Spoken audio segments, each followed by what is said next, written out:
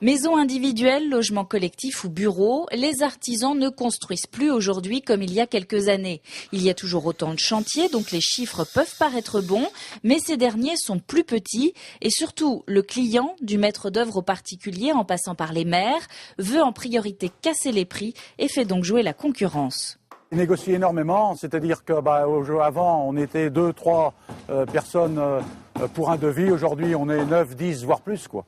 Il fait beaucoup de devis, mais j'allais dire il investit peu parce que à chaque fois qu'on parle, je parlais du parasismique, du BBC, etc. C'est des coûts en plus. Donc souvent un client, par exemple, qui veut agrandir sa maison, il va le faire, il va faire l'agrandissement de sa maison, mais à moindre coût. C'est-à-dire qu'il va même pas aller dans la norme BBC, c'est-à-dire qu'il va rester un petit peu en retrait des normes, donc il va aller au moins cher.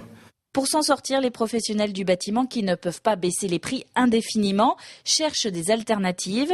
À la coopérative des artisans du bâtiment de Moutier-les-Mauffais, le client s'adresse à une sorte de guichet unique pour recruter maçons, plombiers ou charpentiers. C'est sûr que le fait de travailler ensemble, je vois par rapport aux adresses, admettons des clients, les uns apportent une adresse, les autres aussi, et après on essaye de se débrouiller nous parce qu'on fait office de vendeur aussi, donc c'est plus facile comme ça.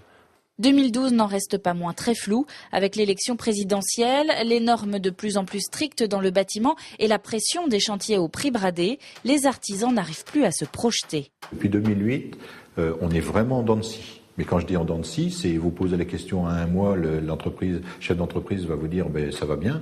Vous lui posez la question 3 mois après, il dit non, j'ai plus de boulot, il n'y a pas de prix, etc. Donc depuis 2008, on est vraiment en dents de scie. Donc c'est vraiment très difficile à savoir ce qui se passe. Et l'état d'esprit aujourd'hui, les gens commencent à parler de leurs difficultés.